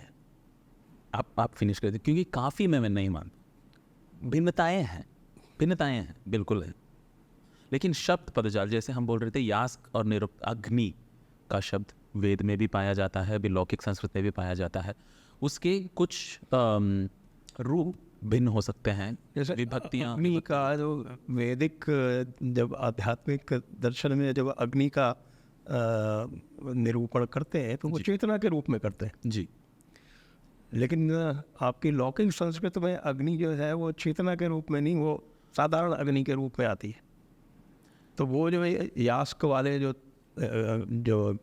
निरुक्त का जो उनका इंटरप्रिटेशन है कि भाई जो वैदिक ऋचाएँ हैं उनको आप उनके 3 अर्थ होते हैं जी, आदि भौतिक, आदि दैविक और आध्यात्मिक जी। तो इससे और फिर जो लौकिक संस्कृत है उसमें फिर कैसे भेद कैसे करते हैं? ऐसे देख सकते हैं हम, अभी लौकिक संस्कृत ही है ये, ठीक है, वेद पढ़ने वाले कर रहे हैं, लेकिन 3 तरह के अग्नियाँ जलाए जाते थे हर ग्रह में। एक अग्नि होता जो भी होता है, 3, एक वेद कार्य के लिए, एक पाचन वगैरह विधि के लिए, एक कर्मकांड के लिए, ऐसा बहुत 3 तरह के अग्नि। तो उसमें अग्नि हो गया एक fire, to call it, this is an elemental just fire as it is, but how is that fire and where is the presence of fire? जैसे हम 5 भूतों में से एक अग्नि है, तो what is a manifestation of that fire? It is as heat in all of living creatures as our body. We see that Agni is present. Agni तत्व आयुर्वेद में बोलते हैं अग्नि हमारे अंदर है, ऐसा नहीं कि फायर कहीं जल रहा है अंदर। It's not the same elemental fire. So, and in the cosmic scape, if we look at it, there is heat. Wherever there is heat, we call that Agni. सूर्य से भी there is agni, there is fire. Now you might call it that it is not the same fire as what is burning here, but it is the tattva we look at, and what is that fire that propels, that brings forth. So the same interpretation goes to bhumi of the Panchabhutas. It's not just earth and mud. Anything that is solid and dense across creation and has mass is bhumi. भू तत्व उसमें है. So it's not bhumi का अभी एक limited understanding हो गया. Vayu is the, okay fine, it's the wind and the breeze and air and all that, whatever there is. But Vayu, and again in the body, is not just limited to the breathing apparatus. पंच महाभूत की जो तन्मात्रा है उनके साथ relate करेंगे न, कि आपके तो आकाश तत्व है जी, आकाश का जो तत्व है वो शब्द है, करेक्ट, क्या अग्नि का रूप है, बहुत बढ़िया. तो I was trying to drag वायु का स्पर्श है, इन सभी पदों का मूल वो the sounds that are used to create these words have their essence that is the same irrespective of if it is used in Vedas or the Laukik Samskritam. In Laukika Samskritam, the Adi Bhautika element is much more. In our normal conversations, unless we are talking about spiritual concepts, अंग्रेजी में lapse हो गया. it doesn't matter. Unless we are talking about spiritual concepts, we are talking about the Adi Bhautika layer. So we are limited in that understanding. And in Vedas, we also see an extra tense, for the lack of a better word, एक extra lakar called late lakar, which is beyond past, present, future. लौकिक संस्कृत में तो हम beyond past, present, future क्यों ही बात करेंगे? Anything that we speak about अभी वर्तमान में है या भूतकाल में हो गया है, भविष्य में होने वाला है. कालातीत के बारे में हम लौकिक संस्कृत में क्यों ही बात करेंगे? इसीलिए रूप भिन्न है. ऐसा कहना कि वैदिक संस्कृत अलग था, लौकिक संस्कृत किसी और ने बना दिया, नहीं. उसका उपयोग में जो भी अंतर है उसके हिसाब से अलग अलग परिवर्तन है पद रूप में, उन्हीं पदों के रूप में. अभी अग्निम ईले पुरोहितम, पुरोहित भी, पुरोहित लौकिक संस्कृत में भी है पुरोहित, लेकिन वो पुरोहित का मतलब क्या है, वो कहाँ से आया है? पुरोहित, पूरा मतलब क्या है? पूरा एंड पृष्ठ, दीज आर द एंटोनिम्स. तो आगे पुरोहित लौकिक संस्कृत में वो जो पूजाएं कराता है पौरोहित्य, लेकिन उसका what is the essence of the word, वहाँ तक पहुँच गए तो सेम ही है लौकिक संस्कृत वैदिक संस्कृत. क्योंकि यदि पहली ऋचा जो आपने बोली वो अग्निमीळे पुरोहितम यज्ञस्य देवम देवम ऋत्विजम होतारम रत्नधात, यस, होतारम रत्नधातनम. यस. तो द्वितीय भक्ति, ये सारे द्वितीय विभक्ति एक वचन प्रयोग ही हो रहा है, उसमें लौकिक प्रयोग में भी वही है. तो लौकिक प्रयोग तो बहुत वो हो गया कि साहब की ये अग्नि है, इसको पुरोहित जो है वो जलाता है. हाँ, लेकिन जब इसका आध्यात्मिक निरूपण करते हैं तो बिल्कुल अलग हो जाता है. तो अग्नि यदि चेतना है जी, जो ऋग्वेद को समझने के लिए जैसे ही आपने अग्नि को चेतना रूप में लिया, पूरा ऋग्वेद समझ में आ जाता है. बिल्कुल. लेकिन यदि आप उसको सैक्रिफिशियल फायर लेके चलते हैं तो कुछ नहीं समझ में आता. तो वो कल्प बन जाता है.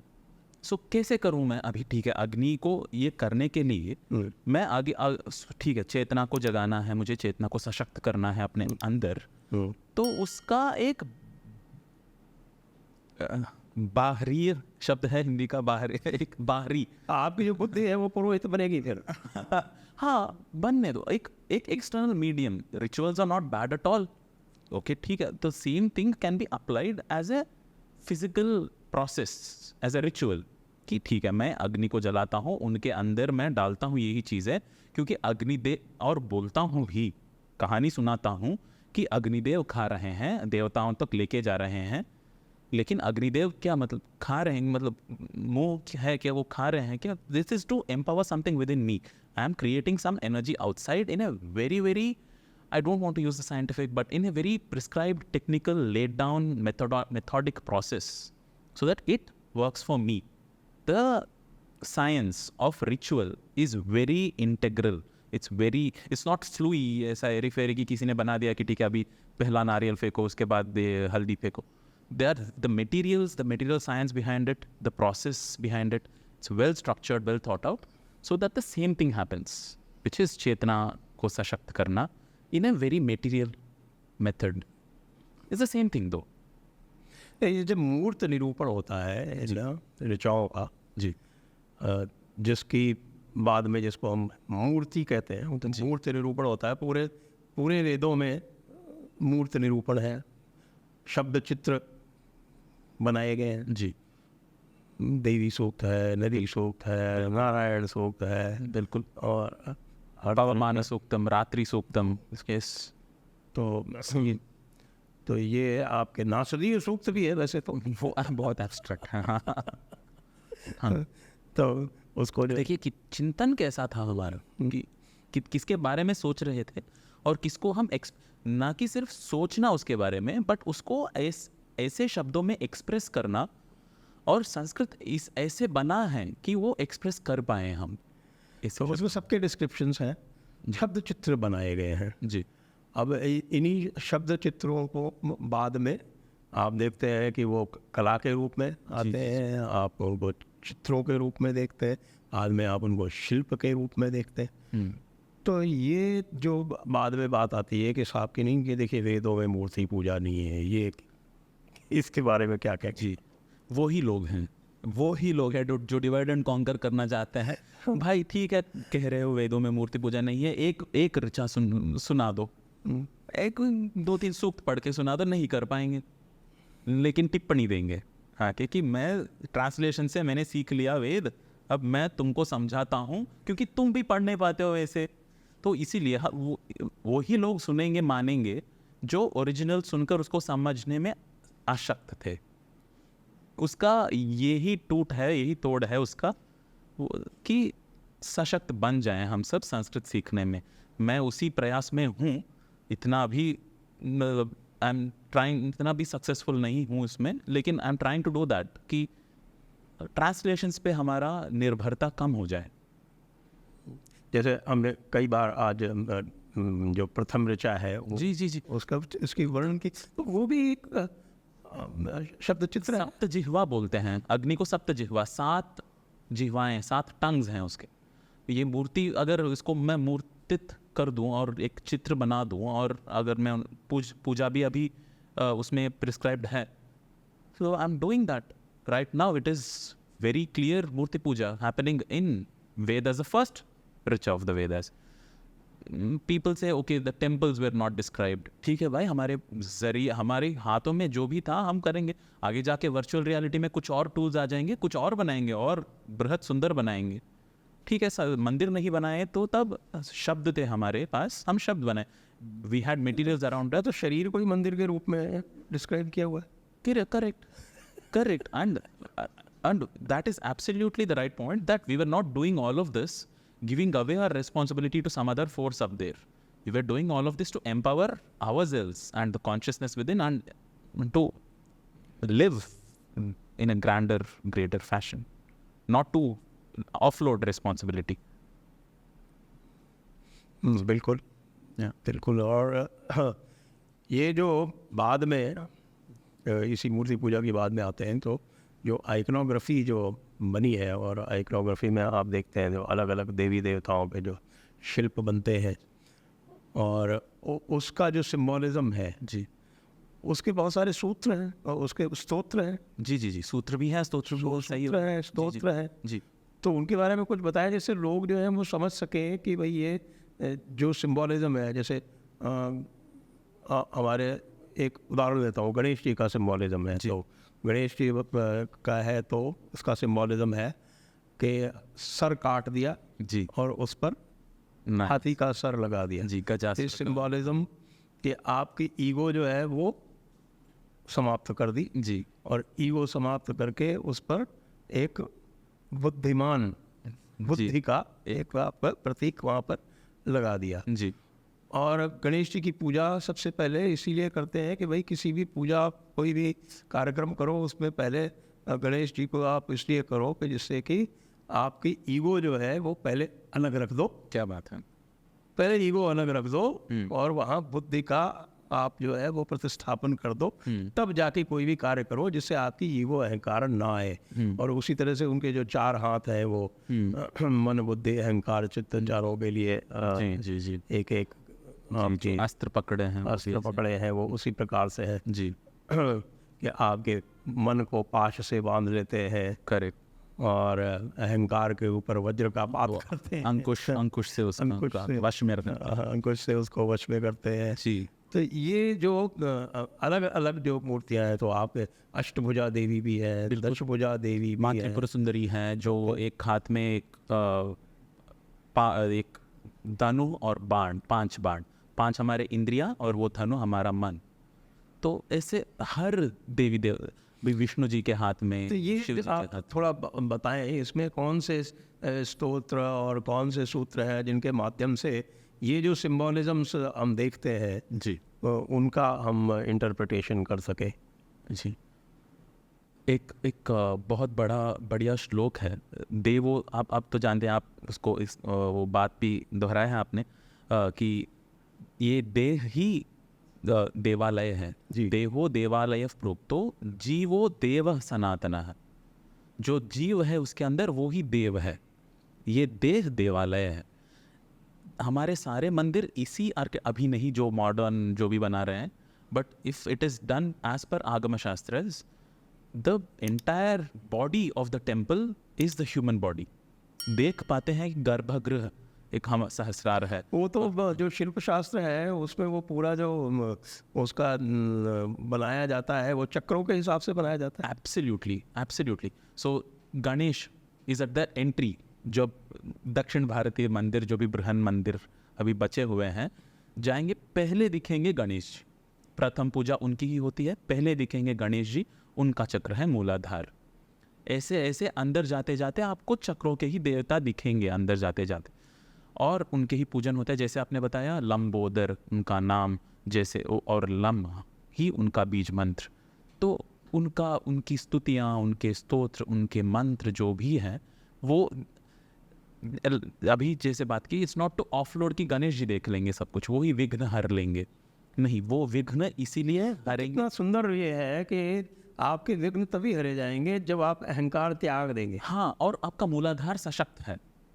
आप when your base is strong, when your foundation, मूल आधार, उसका नाम भी, it's not ऐसे कि नहीं बोल दिया कि ठीक है रूट चक्र काम गुड।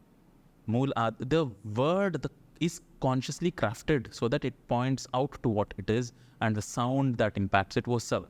तो अभी उसका पूजन हो गया। और ठीक है, उनकी मूर्ति कैसी है, उनके नाम कैसे हैं, गजानन, गणेश, लंबोदर, वक्रतुंड वगैरह सारे अष्टोत्तर नाम हो या सहस्र नाम हो, कैसे हैं और किस पर बल दे रहे हैं और कैसे शब्दों से बने हैं। It is very very consciously crafted science of empowering the human body. And उनके जैसे आप बोल रहे थे, what are the weapons they are holding, it's not that. इतना मजाक उड़ाते हैं, बहुत बुरा लगता है फिर। और क्या ही करेंगे, और कि oh this are you so many hands, elephant head. वो तो आप आदि भौतिक में चले जाएंगे तो आपको भी दिखेगा, कुछ दिखेगा नहीं कैसे तो आपको अध्यात्म, ये तो सारे के सारे जो अध्यात्म के। Correct. You want to worship the goddess of death and time itself and nothingness and destruction. Call her Kali. Of course, there's going to be fears with very powerful weapons in her hands on a rampage of destruction, drinking up the blood of everybody. She is Kali. She is fierce. You want to worship a Saumya Murti, somebody else. She is going to be motherly, tender, and very soft, and give you all nice things in the world. Different iconography, if we have to call and use that English word, अलग-अलग है। Bhairav we want to approach, and by the very name it is said, you're not going to some Saumya Sundar Murti of Shiva or some very Nataraj, for instance, he is also very he is dancing, but he has many forms of his own because he has that demon. अपस्मार पुरुष है इसको। उसमें मैंने देखा, उसमें भी कि child abuse हो रहा है, नीचे किसी बच्चे पे हाथ पैर रख के नाच रहे हैं। क्या अंधे हो गए? Is the only question that I get, because उनका नाम नहीं जानते हैं पहले तो, क्या सिंबॉलिज्म है, क्या है। He is holding fire and a deer in one hand, he is grabbing a deer which is the चंचल चपल mind which runs all of the time. He's holding it firm. The fire of creation and destruction he's holding in the other. In the another one he has that the Bhujanga Trasita, as they call those I don't know how, Karana. There's a whole science behind it in the Natya Shastra on how his posture is. Which leg is down, which leg is up is also very significant.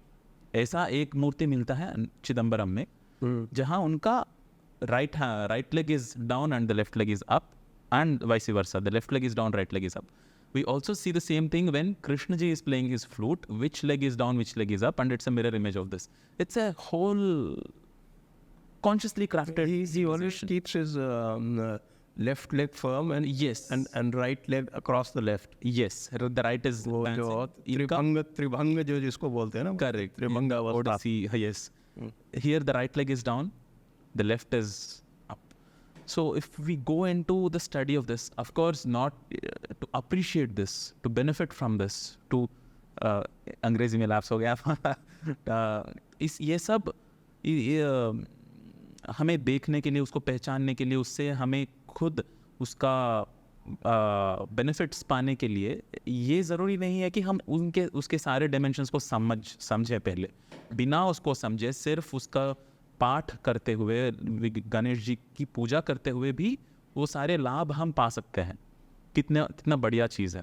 लेकिन हम तभी उन लोगों का विरोध या उस समाधान तब कर सकते हैं. समाधान करने की भी ज़रूरत नहीं है. हमारे अंदर क्यों कर रहे हैं उसका स्ट्रॉन्ग फाउंडेशन तब होगा जब हम समझ सकते हैं क्यों कर रहे हैं. और उसके लिए जैसे आपने बताया वो तीनों लेयर्स ऑफ अंडरस्टैंडिंग की ज़रूरत है कि आदि दैविक, आदि भौतिक स्तर पर क्या कर रहे हैं, क्या भौतिक है, क्या चीज़ है, क्या प्रैक्टिसेस है, क्या प्रिस्क्रिप्शंस हैं. आदि दैविक स्तर पर ठीक है वो कौन सा फोर्स है, what kind of faculty of human beings is that, what kind of empowerment is it giving to us. आध्यात्मिक स्तर पर okay, how is it connected to the level of consciousness and the life itself at large. Then all the stories of our Puranas, which seem like fantasies and flights of imagination, start making sense. People started drawing that kind of insight from the Dashavatars, that it is the evolution of life and the creatures as it happened. It is just one very mild, very obvious interpretation. There are so many more, like the Saptajihvas of fire. He has 7 different tongues and they have their own names. कि वो सर्वभक्षक बोलते हैं हम अग्नि देवता को. उनके रथ के जो घोड़े हैं वो 7 हैं. उनके अलग अलग नाम हैं. वो वेद के छंद पर आधारित है. उनमें कितने अक्षर हैं वो भी सिंबॉलिक है. 24 से लेकर 48 तक एंड होता है, from the first horse to the last. ये सारे बहुत ही कॉन्शियसली क्राफ्टेड है और तीनों लेयर्स अगर हम जान सकें तो हम समझ पाएंगे कि क्यों बना है, कैसे बना है, हमारे उद्धार के लिए कैसे यूज़ कर सकते हैं उसको. जी. जी. हाँ, लेकिन फिर भी इसमें ये बात आती है ना कि आजकल जो है ना वो, हालांकि people are most irrational but they want rational explanations. People think symbolisms को एक्सप्लेन करने का बिल्कुल. We think we are all intellect first, ration and logic first. नहीं, we are still very emotional creatures. We are trying to get more hung up about rationalism. So ठीक है, वो भी चीज़ है. It's not that you have to leave your rationality aside. It is a very, very, very consciously crafted and very profound science of civilization. How to be civil and civilized is not about a set of moral rules and such. It is how to make better human beings. Sanskrit में there can be no poetry without छंदस. There is no sound without chand. Bharata Muni says in Natya Shastra, there is no sound. तुम छंद के छंदो ही न शब्दो नास्ति, something around that he says. लेकिन आज वो साउंड्स बनाएंगे, छंद की साउंड बनेंगे, छंद है उसमें. लेकिन आजकल जो है हम देखते हैं वो मुक्त छंद का बड़ा प्रचलन है अलग अलग भाषाओं में. अच्छा, क्या होता है वो मुझे पता नहीं. मुक्त छंद मतलब कोई छंद नहीं होता, आप प्रोज टाइप लिखते जाओ और सर मैं बता दूं महोदय, अंधे हैं, बस अंधे हैं, देख नहीं पा रहे छंद उसमें. जैसे जो होता आपको बताऊँ, हालांकि it has a profound thought.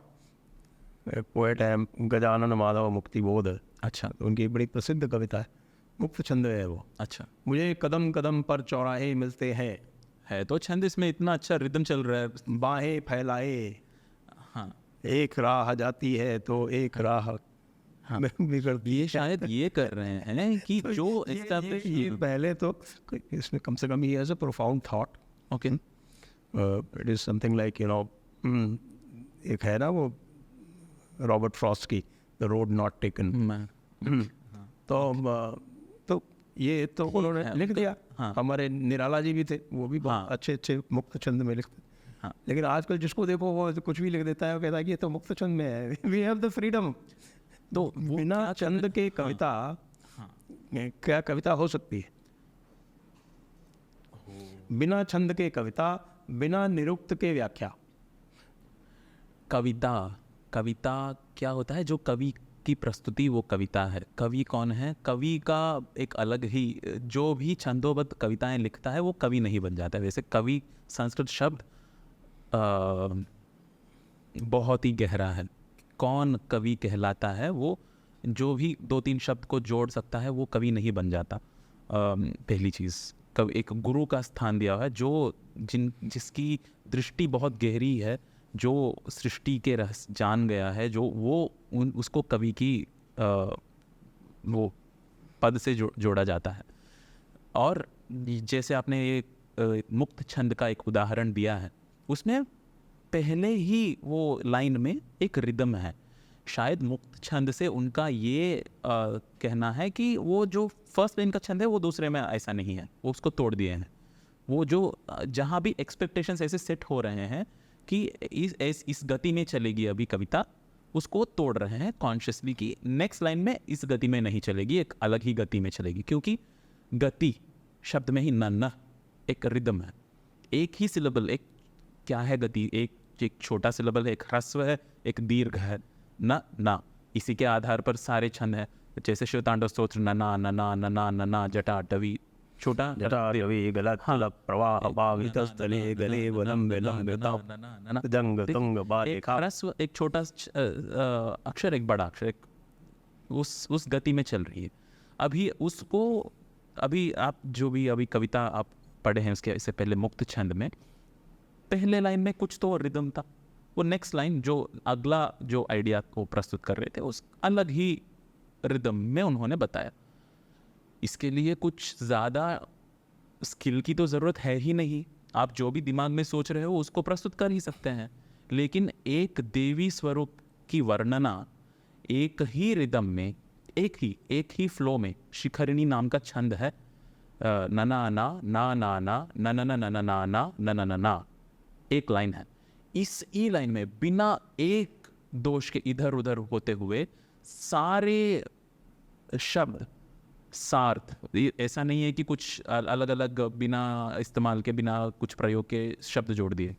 एक पूरा एक श्लोक बनाना 4 लाइंस का एक ही छंद में, जो पूरा एक कॉम्प्रहेंसिव मीनिंग को प्रस्तुत करें, कितना बड़ा स्किल चाहिए, कैसा स्किल चाहिए उसके लिए। और 1000 श्लोक लिखे हुए हैं। नारायण भट्टद्री नारायणीयम नाम का एक काव्य है, उसको काव्य कहते हैं हम जो संस्कृत वाले हैं, वो काव्य है, वो कवि की प्रस्तुति है। जो मैं अभी बोलना चाहता हूँ कि वो पेड़ कितना सुंदर है और हवा कितना, ये मौसम कितना सुहाना है, ठीक है, हो गया कविता कैसा क्या है ये छंद कविता क्या है? क्या स्किल चाहिए इसमें? कुछ something that takes skill which is refined is art। एक लंबा रेड लाइन खींचूंगा एक पिक्चर के बीच में, मेरा आर्ट अभी खरीदो। People are doing that these days, fine, let them do it, they don't have a finer sense of what is art. हाँ, जैसे वो है ना एक स्टोरी की, जब शंकराचार्य जाते हैं उनकी माता के पास और वो माता कहते हैं कि नहीं, मुझे तो विष्णु जी के दर्शन चाहिए। फिर वो पूरी राम की स्तुति है भुजंग प्रयात छंद में। तो वो कितने सुंदर छंद हैं हमारे, कितने, मतलब वो एक वेद अध्ययन में एक हिस्सा है। जैसे निरुक्त कल्प के बारे में हमने बात किया, 6 वेदांग में से एक छंद तो है ही, तो छंद का इतना महत्व है जी। व्याकरण, भाषा, ज्योतिष, छंद, निरुक्त, कल्प, यस, 6 वेदांग हैं। तो ये इस छंद के बिना तो हो ही नहीं सकता कोई ऐसा नहीं है कि वो मुक्त इसीलिए बुलाए हैं क्योंकि वो अलग अलग छंद में वो आल्टर कर रही है इधर उधर, कुछ फ्री फ्लो बोल रहे हैं उसमें. This is Sadhguru gives a very good example that you are incapable of doing anything else and you're calling that your freedom. ये क्या है? You're stuck in your compulsion. You do not have the capability to rise over it. I'm paraphrasing him. He says this over a joke. मतलब एक अलग joke है उनका कि ठीक है, बहुत लंबा जोक है, मैं बहुत बोलता नहीं हूँ. बताए. तो मैं उनका ही जोक बता रहा हूँ कि शंकरन पिल्लई नाम का एक बंदा था. करेक्ट. वो एक दिन पूरा पी के दुख होके घर आता है, घर लौटता है, और उसकी पत्नी बहुत ही गुस्सैल है. मतलब वो और ये डरपोक है, इसको फंसना नहीं है पत्नी के पास. तो दरवाज़ा खोलकर भागते भागते बिना पत्नी के पकड़ में आए क्या बेड के नीचे छुप जाता है, और पत्नी जोर से चिल्लाती है कि क्या डरपोक, बाहर आ, मैं देखती हूँ, तुम देख लेती हूँ क्या फिर से पी के आया है. वो बेड के नीचे से बोलता है, मैं घर का मालिक हूँ, मेरी मर्जी है, मेरी फ्रीडम मेरी फ्रीडम है, मैं जहाँ चाहूँ सो जाऊँ, मैं ऐसा क्यों करूँ कि बेड के ऊपर सोऊं, मैं बेड के नीचे सोता हूँ, मेरी फ्रीडम है. ये हुई फ्रीडम उनकी व्याख्या में. तो you can't do anything else, you are stuck there and you are calling it your freedom to do that. मुक्त छंद भी मुझे ऐसे लग रहा है. सॉरी, अगर वो छंदोबद्ध एक कविता प्रस्तुत कर दे जो बहुत ही इंटेग्रल है, just that's what I mean by integral, then he says I want to break it and make something more subtle, fine, you do it. वो एक रामधारी सिंह दिनकर की बड़ी प्रसिद्ध कविता है. अच्छा. और उसका एक वो है, वो क्या, क्षमा सो होती उस विषधर को जिसके पास गरल हो, उसको क्या जो दंतहीन विषहीन विनीत सरल हो. तो यदि आप छंदबद्ध कविता कर सकते हैं, उसके बाद मुक्त छंद लिखे, तब तो बात समझ में आती है. ठीक है, सही. छंदबद्ध कर नहीं सकते, कर ही नहीं सकते. हाँ, यही मेरी कुशलता है. ठीक है, कुशलता समझते हो उसको, तो ठीक है. आजकल आप क्या देख रहे हैं, संस्कृति के प्रति लोगों का रुझान क्या बढ़ता जा रहा है पहले से? जी बिल्कुल, और युवाओं में खास तौर पर, क्योंकि कुछ अभी उभर के आ रहा है ये चीज़. मैंने ये हैरान हो गया मैं ये सुन के कि अर्थशास्त्र जो है 1920s, as early as 1920s मिला है वो पुस्तक. हाँ, वो तो मैसूर की कुछ लाइब्रेरी में, सम रिमोट लाइब्रेरी समवेयर की. लोग सोच रहे बाद लुप्त हो गया है. हाँ, मैसूर राजा ही brought it Wadeyars probably I don't know where's the sources from, but 1920s is the date there. ऐसे कितने हो सकते हैं ज्ञान के स्रोत, ज्ञान के भंडार जो अभी खुले भी नहीं हैं, जो हम डिकोड कर सकते हैं, जिससे हम बहुत सीख सकते हैं जीवन के बारे में, कला के बारे में, या परस्पर संबंध के बारे में, राजनीति के बारे में, पता नहीं. तो और जो एग्जिस्टिंग है वो भी बहुत ही गहरा है, बहुत वैल्यूबल है, बहुत एंटरटेनिंग है, बहुत फुलफिलिंग है. वो अभी बच्चे समझ रहे हैं. और ये बहुत ही सिंपल चीज़ कि वर्णमाला में आ से लेकर आह तक और कखा गघा चचा जझा, मैंने एक वीडियो बनाया है, ये इसका ऑर्गेनाइजेशन भी बहुत ही लॉजिकल है, बहुत ही correlates with the physiology of the mouth. ऐसा ही नहीं है कि एक पहला शब्द कुछ है ए और दूसरा कुछ है बी, सी, डी, क्यों, मतलब किसी को पता नहीं. लाइक देयर म्यूजिकल नोटेशंस, इसका सारे कंठ से उत्पन्न होने वाले शब्द एक वर्ग में है. उसके बाद आगे उससे आउटसाइड जो भी शब्द उत्पन्न हो रहे हैं वो नीचे उसके बाद के वर्ग में है. और अंत में जो प वर्ग है वो अंतिम चरण सीमा पर लिप्स मिलने से आ रहे हैं, ओष्ठ, तो वो सबसे बाद है. तो ये ही बहुत ही एक logical structuring of the alphabet, not even काव्य, नॉट इवन छंद, नॉट इवन कॉम्प्लिकेटेड उपनिषद, वेद, वेदांग, वर्णमाला. The alphabet is super integral, is super structured. तो उससे निकला हुआ वांग्मय और उससे निकला हुआ शास्त्र वगैरह कितना ही प्रोफाउंड हो सकता है. People are just realizing and I see more and more young people participating in my live streams. बहुत ही काफ़ी लोगों में रुचि है, तो चांटिंग में भी काफ़ी लोगों में रुचि है. बिल्कुल बिल्कुल. The effects of chanting, people are now again trying to do these western scientific studies of the impact of sound and vibration. ये ब्रीदिंग प्राणायाम को तो बना ही दिए वो कार्डियक कोहेरेंस ब्रीदिंग. अभी चैंटिंग को भी कुछ और बनाएंगे. जप और पाठ को भी अभी ललिता सहस्त्रनाम विष्णु सहस्त्रनाम का अभी बाकी है वो करना. और इसमें भी वो कुछ तो जोड़ेंगे, कुछ तोड़ मरोड़ेंगे कि विष्णु सहस्त्रनाम नहीं करेंगे, कुछ रैंडम साउंड्स बकेंगे. वो तो होगा, but unfortunate we have to present it before they do that. ये जो वेदों का जो उच्चारण है, जो इसका जो आरोह अवरोह जो होता है जी, वो कैसे समझना चाहिए? एक ही शब्द है सृष्टि में, प्रणवनाद, ओंकार. वहाँ से 3 आते हैं, 3 निकलते हैं शब्द, 3 श्रुतियाँ. वहाँ से 7, वहाँ से 5, वहाँ से 7, ऐसा सृष्टि का उत्पन्न होता है. तो वो 1 से 3 जब बन जाता है तो 3 स्वर स्थान जो उदात्त अनुदात्त स्वरित बोलते हैं वेद पाठ में, वो ऋग्वेद के पठन, यजुर्वेद का, अथर्ववेद के पठन में वो तीनों श्रुति स्थानों, स्वर स्थानों का उपयोग होता है. तो जो उससे जैसे जो वेद पाठी जो है वो जो करते हैं ना, तो वो ऐसे वो क्या होता है? सर हिलाना, हाथ पैर हिलाना, हाथ हिलाना, वो सब नेमोनिक डिवाइसेस हैं कि याद रख सकें कि यहाँ उदात है, यहाँ अनुदात है, यहाँ स्वरित है, यहाँ नीचे जाना है, यहाँ ऊपर जाना है. This is not prescribed in any of the way. These are methodologies. कुछ स्कूल्स में तो वेदों में सर पकड़ के ऐसे ऐसे कराते हैं बच्चों को. जो वेदों का जो लिखा हुआ आता है, जी जी, उसमें भी ये उदात्त अनुदात्त अभी स्वर लिपि बना दिए हैं. एक लाइन, एक अंडरलाइन फॉर लोअर नोट, एक ऊपर की, एक नीचे लिखते थे, जी, ऐसे कर देते हैं. तो बिल्कुल उसको हम अभी संगीत शास्त्र के हिसाब से देखें तो वो तीनों स्वर होते हैं. बीच वाला तो स, जो बेस नोट जो है, उसका एक होल नोट नीचे नी होता है, नीचे का स्वर, और ऋषभ, कोमल ऋषभ होता है ऊपर का स्वर. ये when it comes to the 7 notes, वो सप्त स्वर तक जब पहुंच जाता है तो दिस इज द 3 नोट्स. सामगान happens in multiple notes.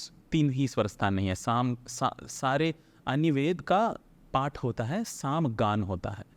तो इन ट्रेडिशंस को भी अभी people have to keep those intact, present those visually in a packaging.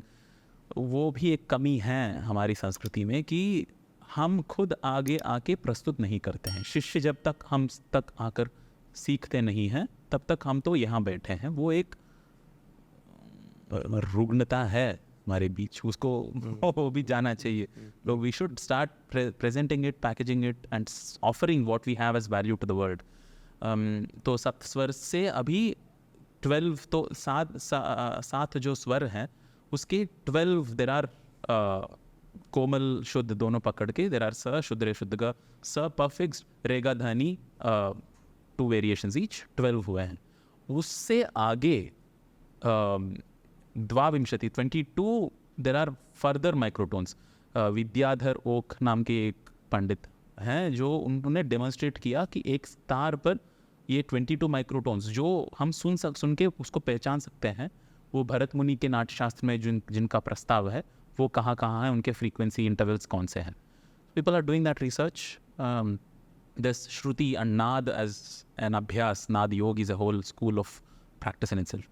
तो उस पर भी बहुत काम हुआ है. वो भी एक field of research and study है जहाँ से पता नहीं और क्या क्या निकल के उभर के आ सकता है, जो अभी हम वो भी कालवशात, और नॉट जस्ट कालवशात, काफ़ी एफर्ट वशात.